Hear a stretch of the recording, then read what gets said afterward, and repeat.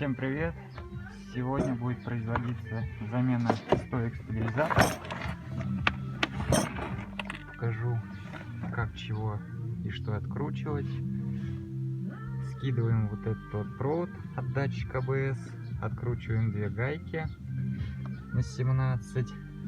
Если будут прокручивать, вставляем ключ на 17 сзади, там тоже сделано под гайку, и откручиваем спокойно. Далее я беру ключ на 22, вот так вот стойку отжимаю и просто проталкиваю туда ее.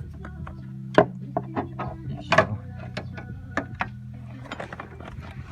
Вот так вот сняли. Стойки уже начали бить. Ходит он от руки пальцем. Вот. Взял вот такие стойки обычные.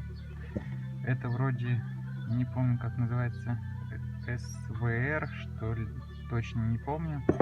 Решил попробовать взять обычные. Гарантию дали на 20 тысяч километров. Вот.